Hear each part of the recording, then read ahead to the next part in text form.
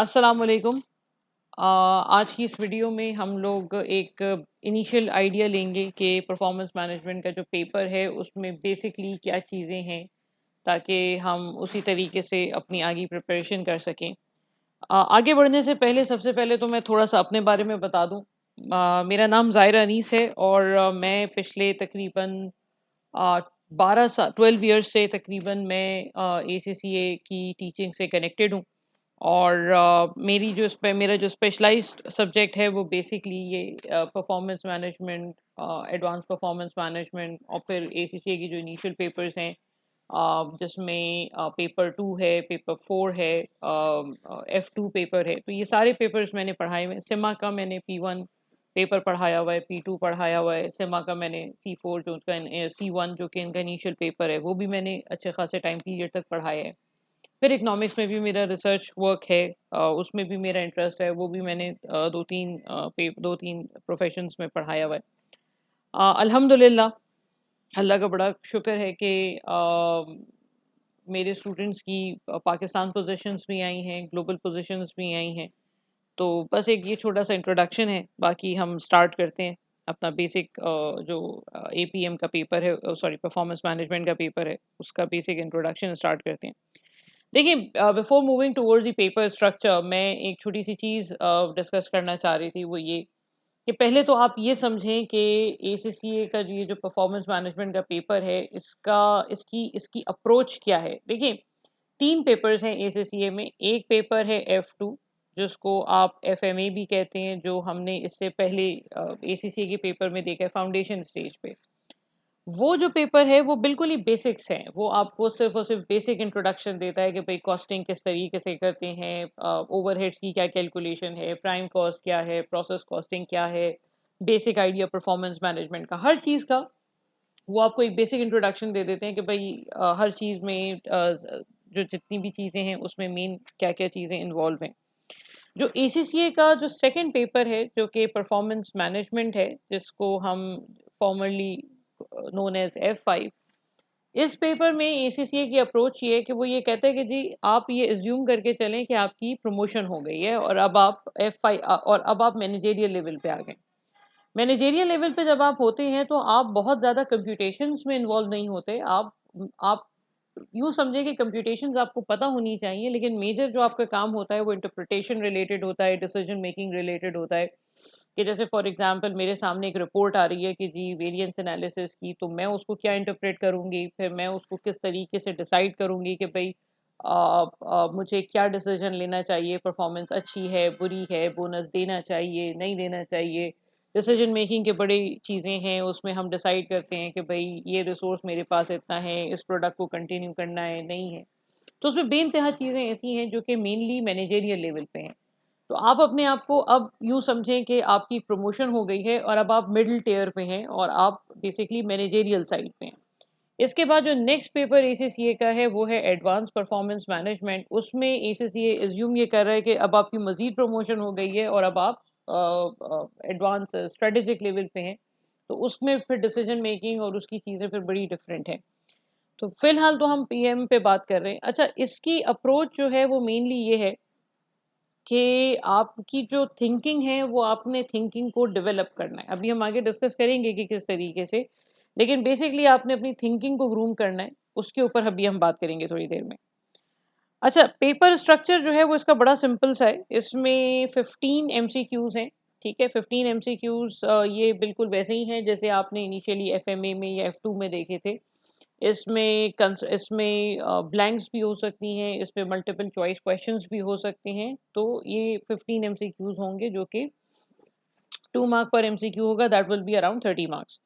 फिर 3 multiple task questions हैं। Multiple task questions में होता ये है कि वो एक सिनेरियो आपको एग्ज़ामिनर दे देता है और उस सिनेरियो के बाद उस सिनेरियो से रिलेटेड तकरीबन 5 क्वेश्चंस आपके पास आते हैं और आपको उन पाँचों क्वेश्चंस को उस सिनेरियो की बेसिस पे आंसर करना होता है।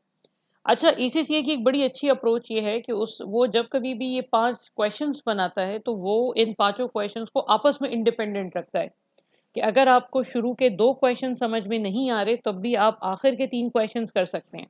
आपको शुरू के 4 क्वेश्चन समझ में नहीं आ रहे, लेकिन आखिर वाला क्वेश्चन आप फिर भी इंडिपेंडेंटली कर सकते हैं। ऐसा नहीं होगा कि फर्स्ट पार्ट पे वो आपको ये कहेगी कि प्रोडक्शन निकाल दो, और फिर वो आपको सारे वेरिएंसेस उसी प्रोडक्शन पे बेस कर रहे हो, तो आपका प्रोडक्शन अगर गलत हो गया तो बाकी सारे क्वेश्चंस भी गलत हो जाएंगे। ऐसा बिल्कुल भी नहीं है, ठीक है।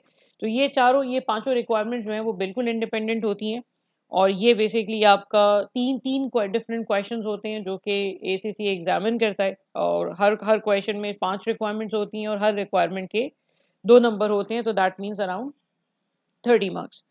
और 2 कंस्ट्रक्टिव रिस्पॉन्स क्वेश्चंस आपको मिलेंगे एसीसीए पीएम के पेपर में। कंस्ट्रक्टिव रिस्पॉन्स क्वेश्चंस का मतलब है कि यहाँ पे एक सिनेरियो देगा एग्जामिनर आपको, इनफैक्ट यहाँ पे भी एक सिनेरियो देगा एग्जामिनर आपको, लेकिन ये सिनेरियो थोड़ा सा बड़ा होगा, थोड़ा सा प्रोलॉन्ग सिनेरियो होगा, नंबर वन।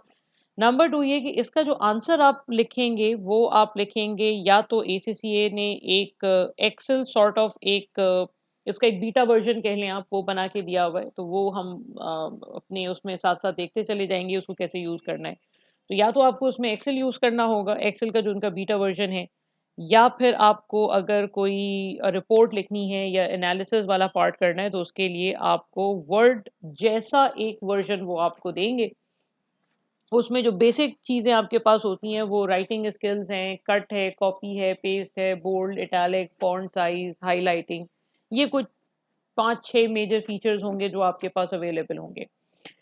इस पे प्रैक्टिस करने का मैं हमेशा स्टूडेंट्स को यही कहती हूँ कि देखें, आप जब कभी भी इसकी प्रैक्टिस करें, try to open ACCA website and try to practice there. ACCA ने कंस्ट्रक्टिव रिस्पांस क्वेश्चंस के लिए कुछ ब्लैंक स्पेसेस स्टूडेंट्स के लिए बनाई हुई हैं, कि जितने भी स्टूडेंट्स हैं वो उन ब्लैंक स्पेसेस को यूज़ करके अपनी प्रैक्टिस करें, ताकि जब वो पेपर देने के लिए आएँ तो उनको प्रॉब्लम ना हो। वो फिर हम बाद में जब हम अपनी वीडियोज़ करेंगे तो उसके उसके अंदर हम ये चीज़ देख लेंगे। अच्छा, अब एसीसी F5 का सिलेबस क्या है ये ज़रा मैं बता दूँ, क्योंकि बच्चों को लगता है, क्योंकि एक एक F2 चूँकि बच्चों ने पढ़ लिया है तो उनके लिए बड़ा इम्पोर्टेंट है ये समझना कि कितना पार्ट ऐसा है जो कि F2 जैसा है, और कितना पार्ट ऐसा है जो कि F2 में या एफएमए में उन्होंने पढ़ा हुआ ही नहीं है। ठीक है? तो उसके ऊपर थोड़ी-सी बात कर लेते हैं। देखिए, कॉस्टिंग मेथड जो पहला पार्ट है उसमें ये 5 टॉपिक्स एग्ज़ामिन होते हैं। उसमें 5 टॉपिक्स इंक्लूडेड हैं, जिसमें से ये जो शुरू के 3 टॉपिक्स हैं ये वो टॉपिक्स हैं जो कि आपने इनिशियली एफएमए में पढ़ लिए हैं। एफएमए कह लें या F2 कर लें, उसमें एडवांस कॉस्टिंग मेथड्स के नाम से ये तीनों टॉपिक्स हैं, मौजूद हैं। लेकिन इन तीनों टॉपिक्स का एक बेसिक इंट्रोडक्शन मौजूद है। I mean activity based costing की कैलकुलेशन नहीं है F2 में। उसके एडवांटेजेस हैं, डिसएडवांटेजेस हैं, उसके प्रॉब्लम्स हैं, उसमें किस तरीके से करते हैं, कॉस्ट पूल्स वगैरह का इंट्रोडक्शन है। लेकिन क्वेश्चंस वैसे एसीसीए में F2 के पेपर में नहीं उसने सिलेबस में इंक्लूड किए हुए। यहाँ पे डिटेल कैलकुलेशन भी है, यहाँ पे उस कैलकुलेशन के ऊपर इंटरप्रिटेशन भी है। अब कॉस्टिंग मेथड जो टॉपिक है इसके साथ एक इशू ये है कि ये सेक्शन ए या बी में एग्जामिन हो सकती है। ए का मतलब या तो ये फिल इन या तो ये एमसीक्यूज में एग्जामिन होगा या मल्टीपल टास्क क्वेश्चन में एग्जामिन होगा। ये कंस्ट्रक्टिव रिस्पांस क्वेश्चंस में नहीं आता। तो एक्टिविटी बेस्ड कॉस्टिंग में लिखने के लिए तो कुछ भी नहीं आएगा, लेकिन बहरहाल आपको पता होना चाहिए कि उसके क्या मसले मसाइल हैं, ताकि आप जो जो स्टेटमेंट्स एसीसी एग्जामिनर देता है तो वो आप उसको मैच कर सकें। टारगेट कॉस्टिंग बिल्कुल वैसे ही है जैसे हमने इनिशियली F2 में पढ़ी थी। अब ये है कि टारगेट कॉस्टिंग में कैलकुलेशन भी इन्वॉल्व है। F2 में सिर्फ थ्योरेटिकल पार्ट था।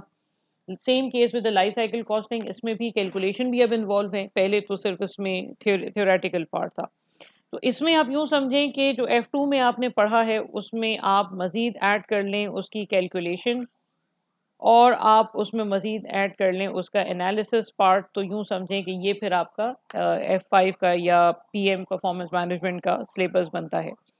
एनवायरमेंटल मैनेजमेंट अकाउंटिंग और थ्रूपुट कॉस्टिंग, ये 2 चीज़ें ऐसी हैं जो आपके लिए बिल्कुल नहीं होंगी। ये इससे पहले आप लोगों ने अगर ए लेवल्स भी किया हुआ है तब भी आप लोगों ने एनवायरमेंटल मैनेजमेंट अकाउंटिंग और थ्रूपुट कॉस्टिंग नहीं पढ़ी होगी। एनवायरमेंटल मैनेजमेंट अकाउंटिंग जो है ये उस लेवल पे नहीं आती F5 में जिस लेवल पे यूजुअली ये आनी चाहिए। जो इसके बाद वाला एडवांस पेपर है एडवांस परफॉर्मेंस मैनेजमेंट का, उसमें ये बहुत डिटेल में एग्जामिन होता है। अभी ईएमए को यूँ समझिए एग्जामिनर थोड़ा-सा हल्का हाथ लेके चलता है। हाँ, थ्रूपुट कॉस्टिंग ये एक इम्पोर्टेंट कॉस्टिंग मेथड है। ये मार्जिनल कॉस्टिंग का एक एडवांस वर्ज़न है, जो मार्जिनल कॉस्टिंग हमने इनिशियली पढ़ी थी, तो उसी को फिर हम आगे लेके चलेंगे यहाँ पे। तो ये 5 कॉस्टिंग मेथड्स हैं और ये पाँचों के पाँचों यूजुअली सेक्शन ए या section B which is MCQs या एमटीक्यूज़ उसमें एग्ज़ामिन होते हैं। अच्छा, दूसरा जो सेक्शन है that is decision making. Decision making अगर आप लोगों ने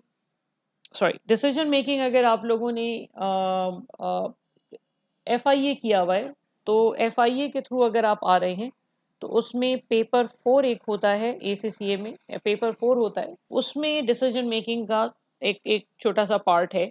लेकिन अगर आप डायरेक्टली एफएमए से आ रहे हैं, तो एफएमए में इसका डिसीजन मेकिंग का कुछ भी इंक्लूडेड नहीं है। मतलब एफ2 में उन्होंने डिसीजन मेकिंग रखी ही नहीं है। तो अगर आप एफ2 से आ रहे हैं या एफएमए से आ रहे हैं तो आपके लिए बिल्कुल एक नया एरिया होगा। और इसमें डिसीजन मेकिंग में ऑब्वियसली हम मार्जिनल कॉस्टिंग यूज़ करके फिर ये सारी डिसीजंस लेते हैं। Relevant costing, CVP analysis, cost volume profit analysis, single and multiple limiting factor. मैं बात कर रही हूँ ज़रा पेपर 4 के पर्सपेक्टिव से, क्योंकि बहुत सारे बच्चे हैं जो एफआईए जिन्होंने किया हुआ होता है। रेलेवेंट कॉस्टिंग जब आपने एफआईए में की थी, यहाँ पे रेलेवेंट कॉस्टिंग जो है वो थोड़ा-सा मज़ीद एडवांस हो रही है। यहाँ पे जैसे एफ पेपर 2 में हम करते थे, रेलेवेंट कॉस्ट ऑफ मटीरियल माँगता था एग्ज़ामिनर, या रेलेवेंट कॉस्ट ऑफ लेबर, या रेलेवेंट कॉस्ट ऑफ ओवरहेड, या रेलेवेंट कॉस्ट ऑफ मशीनरी, कोई एक चीज़ आती थी। यहाँ पे होगा ये कि आपके पास पूरा एक क्वेश्चन आएगा जिसमें वो आपको कहेगा कि जी हमें एक ऑर्डर मिला है, उस ऑर्डर में मटेरियल लग रहा है, लेबर है, ओवरहेड है, मशीन है, बहुत सारी चीज़ें हैं। अब आप मुझे बताएँ कि इसको इसकी रेलेवेंट कॉस्ट क्या है? तो वो क ये चीज़ जो है ये नहीं है। और ये यूँ समझें कि कंस्ट्रक्टिव रिस्पॉन्स क्वेश्चंस में भी आ सकती है, मल्टीपल टास्क क्वेश्चंस में भी ये चीज़ दोनों जगहों पे एग्ज़ामिन हो सकती है, कहीं पे भी एग्ज़ामिन हो सकती है। सीवीपी एनालिसिस जो आपने पेपर 4 में पढ़ा है वो सिंगल प्रोडक्ट का था। यहाँ पे जो एडिशन है वो ये है कि यहाँ पे मल्टीपल प्रोडक्ट का कॉस्ट वॉल्यूम प्रॉफिट एनालिसिस अब आपको मज़ीद करना होगा। ए लेवल्स में भी सिंगल प्रोडक्ट का सीवीपी है और पेपर 4 में भी सिंगल प्रोडक्ट का सीवीपी है। यहाँ पे ये मल्टीपल प्रोडक्ट ऐड होगा और अगर आपने एफ2 पढ़ा हुआ है तो ज़ाहिर-सी बात है फिर आपने इसका बेसिक इंट्रोडक्शन नहीं होगा आपके पास, तो वो फिर हम अपने अपने टॉपिक जैसे-जैसे हम आगे करेंगे तो वहाँ पे देख लेंगे। अच्छा, single and multiple limiting factor अगर आपने पेपर 4 किया हुआ है तो आपने सिंगल लिमिटिंग फैक्टर मेरे ख्याल में पढ़ा हुआ होगा। अब हम मल्टीपल लिमिटिंग फैक्टर करेंगे। मल्टीपल लिमिटिंग फैक्टर में यूजुअली लीनियर प्रोग्रामिंग आती है।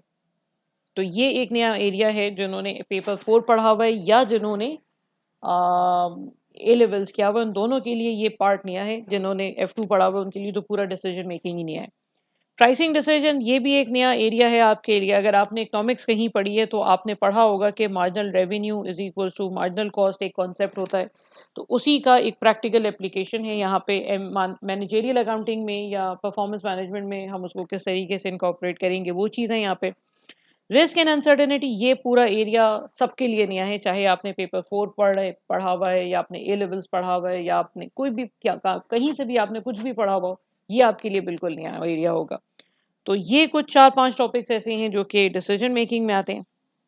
उसके अलावा जो बजटिंग हमने एफ2 में पढ़ी थी, वैसी बजटिंग नहीं है यहाँ पे। यहाँ पे जो बजटिंग है वो mainly it's more towards theoretical part, उसमें उसका एनालिसिस, उसके एडवांटेजेस, उसके डिसएडवांटेजेस, बल्कि जो हमने एफएमए में एक कॉन्सेप्ट पढ़ा था टाइम सीरीज एनालिसिस, वो अब यहाँ से ख़त्म हो गया है। वो अब हमारे एफ5 के पेपर में नहीं है। तो मेनली तो इसमें ज़ीरो बेस्ड बजटिंग है, इंक्रीमेंटल बजटिंग है, एक्टिविटी बेस्ड बजटिंग है, रोलिंग बजट्स है, आपका इंक्रीमेंटल बजट्स हैं, इन सब के एडवांटेजेस, डिसएडवांटेजेस, ये सारी चीज़ें हैं। और बजटिंग सिस्टम में top top down approach, bottom up approach, वो सारी चीज़ें हैं। क्वांटिटेटिव एनालिसिस ऑफ बजटिंग में मेनली वो इंक्रीमेंटल बजटिंग पूछता है। टाइम सीरीज एनालिसिस तो अब ख़त्म हो गया है यहाँ पे। So this is a very simple, very basic part. I mean I believe कि ये पूरे F5 का एक बहुत छोटा-सा पार्ट है। इसमें ये उतना बड़ा नहीं है जितना ये F2 में जो एक मेजर चंक बनाता है बजटिंग, ये वहाँ यहाँ पे इतना बड़ा नहीं है। अच्छा, उसके बाद फिर वेरिएंस एनालिसिस आप लोगों ने इससे पहले पढ़ा हुआ है, लेकिन अब जो वेरिएंस एनालिसिस है वो थोड़ा-सा डिफरेंट है। जो आपने पढ़ा हुआ है वो यूँ समझें कि वो बेसिक पार्ट है कि वेरिएंस होता क्या है, स्टैंडर्ड कॉस्टिंग में वेरिएंसेस है क्या चीज़। जो यहाँ पे हम पढ़ेंगे वो मुख्तलिफ है। जैसे मिक्स वेरिएंस और यील्ड वेरिएंस ये अभी तक हमने नहीं पढ़ा। हमने सिर्फ़ ये पढ़ा था मटीरियल प्राइस वेरिएंस होता है। मटेरियल यूजेज वेरिएंस होता है, तो ये फर्दर उसको फर्दर आगे स्प्लिट कर रहा है कि जी यूजेज वेरिएंस में मिक्स है, यील्ड वेरिएंस है।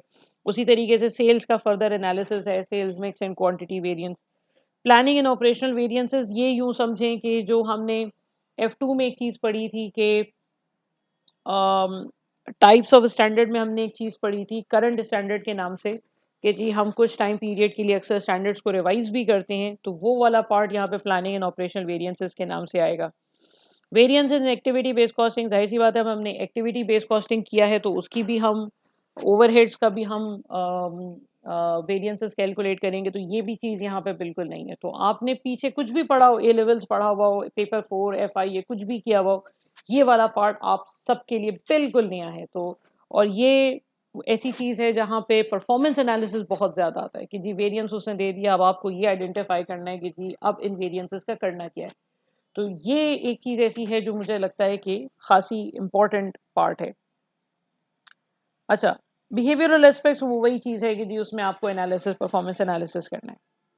अच्छा, performance measurement system, I personally believe this is the most important part of your whole of performance management paper.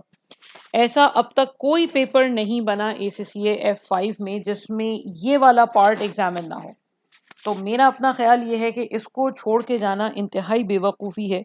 इसके बगैर ACCA का परफॉर्मेंस मैनेजमेंट का पेपर पास करना बहुत मुश्किल है, क्योंकि यूँ समझें कि जो भी इस क्वेश्चन में है, इसका एक बहुत क्लोज कनेक्शन है आपके एडवांस परफॉर्मेंस मैनेजमेंट पेपर के साथ, क्योंकि हम पढ़ ही परफॉर्मेंस मैनेजमेंट रहे हैं, तो ये उसका एक बड़ा इंपॉर्टेंट कनेक्शन है। अच्छा, आप लोगों ने F2 में परफॉर्मेंस मैनेजमेंट का पूरा एक पोर्शन पढ़ा था, परफॉर्मेंस मेजरमेंट का पूरा एक पोर्शन पढ़ा था, जिसमें रेशियो एनालिसिस था, जिसमें बैलेंस स्कोर कार्ड था, जिसमें रिस्पॉन्सिबिलिटी सेंटर्स था। रिस्पॉन्सिबिलिटी सेंटर्स में कॉस्ट सेंटर, परफॉर्मेंस में profit centre, investment centre, revenue centre, वो सारी चीज़ें आ रही थी। ये समझिए उसी का एडवांस है, लेकिन वो जो हमने पढ़ा था वो समझे 10-20% होगा शायद, जो अब हम पढ़ने जा रहे हैं। तो चीज़ें वही हैं, बैलेंस स्कोर कार्ड जाहिर सी बात है चेंज नहीं होगा, फाइनेंशियल रेशियो जाहिर सी बात है चेंज नहीं होंगे, जो परफॉर्मेंस सॉरी जो आपके रिस्पॉन्सिबिलिटी सेंटर्स हैं वो जाहिर सी बात है चीज़ें चेंज नहीं होंगी, लेकिन जो एक्सटेंट है इसमें एग्जामिनेशन का वो बड़ा डिफरेंट है। और मैं हमेशा ये कहती हूँ कि देखें, ये वाला जो टॉपिक है it's like a honey trap. आपको इतनी चीज़ें समझ में आ रही होती हैं करने के लिए कि अच्छा यार ये भी हो सकता है, ये भी हो सकता है, but you have to restrict yourself with the expected answer कि जी क्या आंसर होना चाहिए। अच्छा, इसमें 2 चीज़ें इन्होंने ऐड की हैं। इन्होंने मैनेजमेंट इन्फॉर्मेशन सिस्टम्स जो है वो एक नया पार्ट ऐड किया है। ये कुछ अरसे पहले से ऐड हुआ है, मतलब कुछ मेरे ख़्याल में कुछ 4-5 अटेम्प्ट्स पहले इन्होंने ये ऐड किया था। तो ये एक छोटा-सा पार्ट है जो कि नया है, जो मेरा नहीं ख़्याल आप लोगों में से किसी को भी पता होगा। Performance management information system and sources of management information. Apart from that, scope of performance management, इसमें फाइनेंशियल रेशियोज़ हैं, नॉन फाइनेंशियल परफॉर्मेंस इंडिकेटर्स हैं। डिविजनल परफॉर्मेंस में वही सारा है, ROC, RI, रिस्पॉन्सिबिलिटी सेंटर्स। इन सारी चीज़ों में जो बहुत डिफरेंट चीज़ है और बहुत इंपॉर्टेंट चीज़ है वो ट्रांसफर प्राइसिंग है। ये एक ऐसा टॉपिक है जो मुझे लगता है बच्चे जो है वो थोड़ा-सा इसमें घबराते हैं इसको करने में, तो ये एक बड़ा इंपॉर्टेंट टॉपिक है। Performance measurement in not for profit making organisation, ये एक डिफरेंट टॉपिक है। ये F2 में है, लेकिन F2 में उतना उस लेवल पे नहीं आता। F5 में भी ये उस तरीके से अब तक एग्जामिन नहीं हुआ जिस तरीके से टेक्निकली इसको होना चाहिए।